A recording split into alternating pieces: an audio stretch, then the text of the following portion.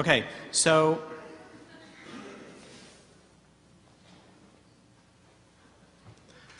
I don't know if you know this, but the original draft of the movie Star Wars was not written by Lucas. The original draft was written by environmentalists, and it's a little bit different.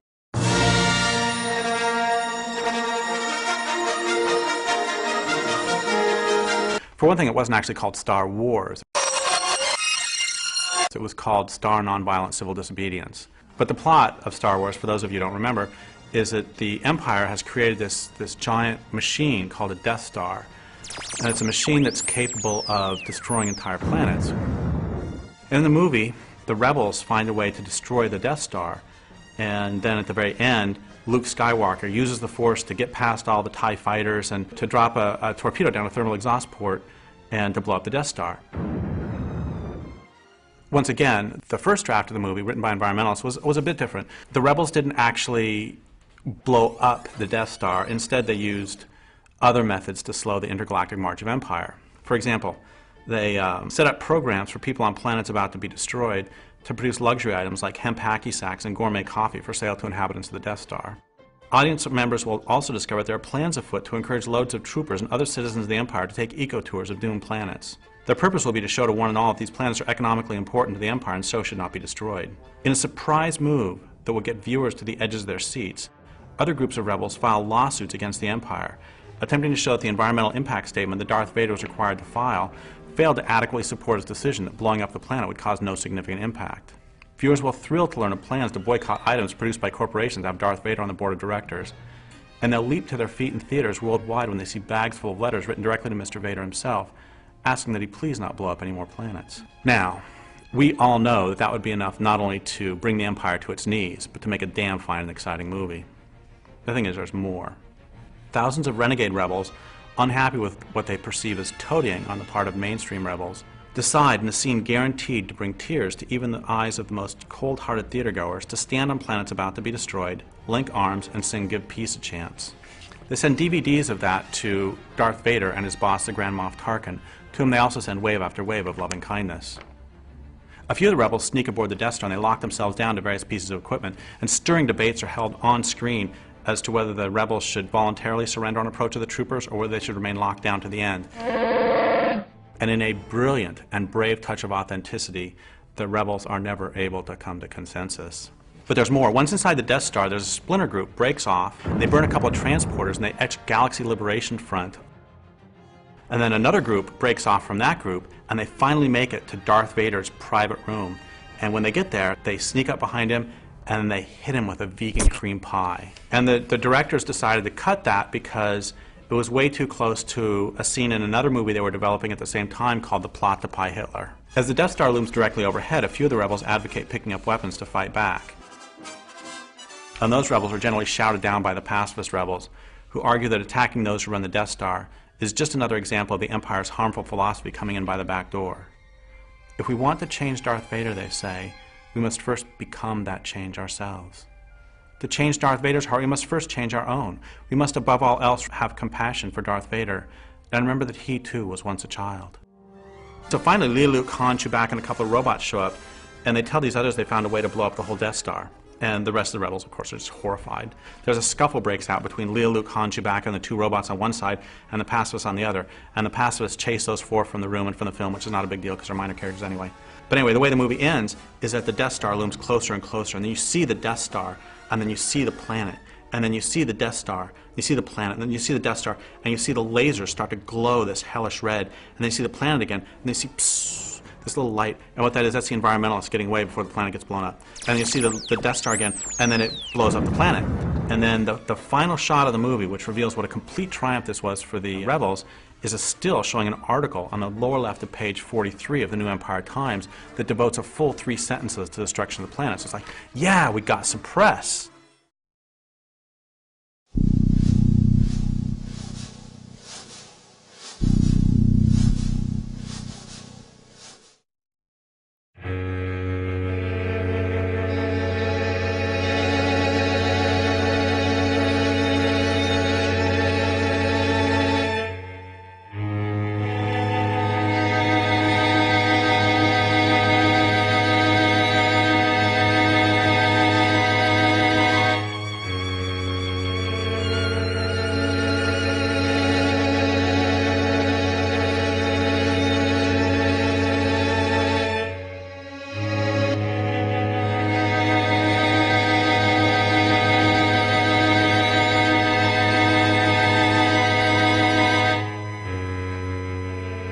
public really needs to understand that no combination of alternative miracle fuels or biodiesel or ethanol or nuclear or sun or solar or used French fried potato oil, no combination of these things is going to allow us to keep a happy motoring society going.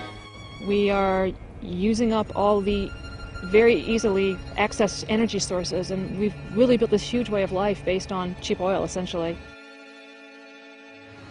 The world as we know it, which relies entirely on oil to function, is nearing its end.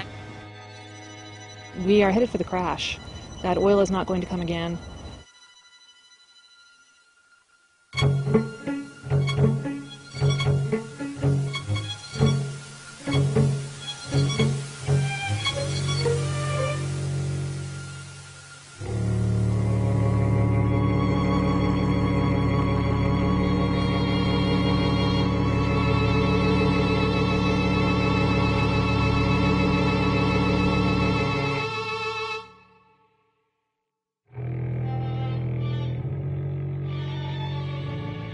Tar sands are probably one of the biggest industrial projects in the history of mankind.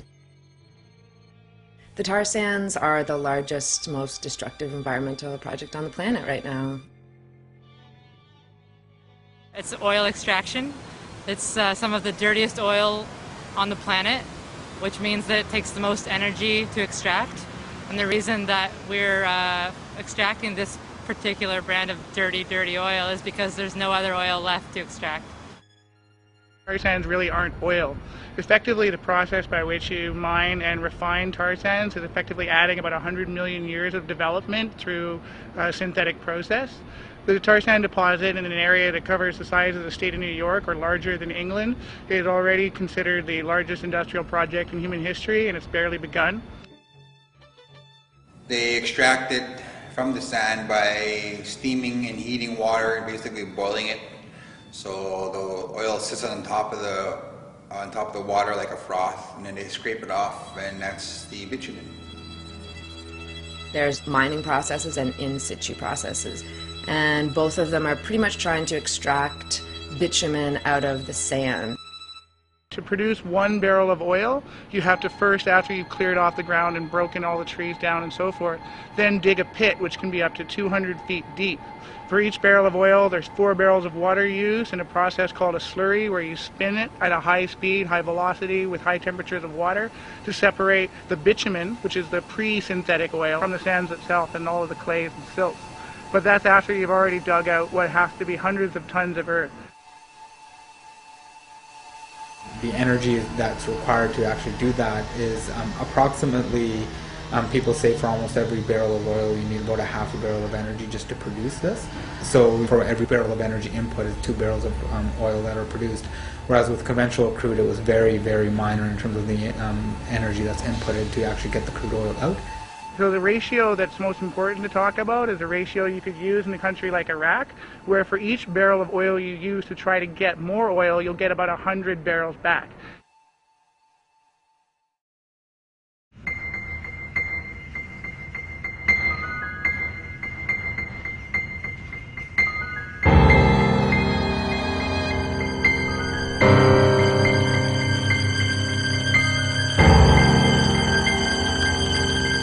The Athabasca River, which runs through northern Alberta, where you have like many different native communities living along the river, is being sucked of its water to fuel the tar sands operations. Because of the contamination of the river from oil sands discharges of things like oil and grease and treated sewage into the Athabasca River. And sometimes there's accidents of spills of these toxic chemicals directly into the Athabasca River. The community of Fort Chipewyan, both the Mikisew Cree and the Dene Chipewyan First Nation, who have been fighting and really at the front of like raising the alarm about what's happening, and their community has been seeing all this rise in rare cancers, autoimmune diseases, arsenic in the land, the moose meat, the fish are high levels of heavy metals, mercuries. Basically the whole environment up there is contaminated. How this is affecting my community is that it's killing off the people of Fort Chipewyan. It's what I've called before a slow industrial genocide. I buried my auntie, I buried my uncle, I got an auntie living with it. And this is a war for our lives because the government is allowing the people of Fort Chip to die.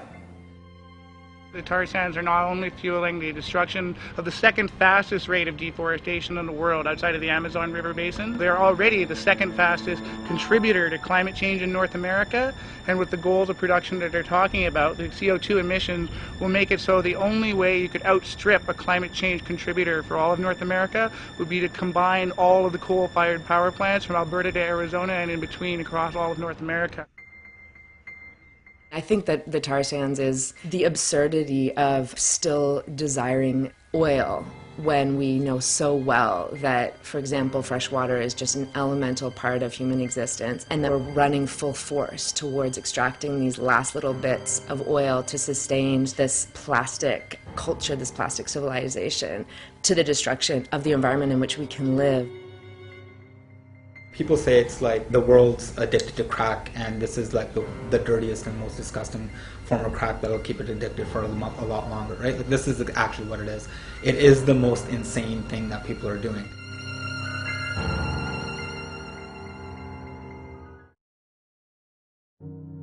We probably agree that civilization is going to crash whether or not we help bring this about.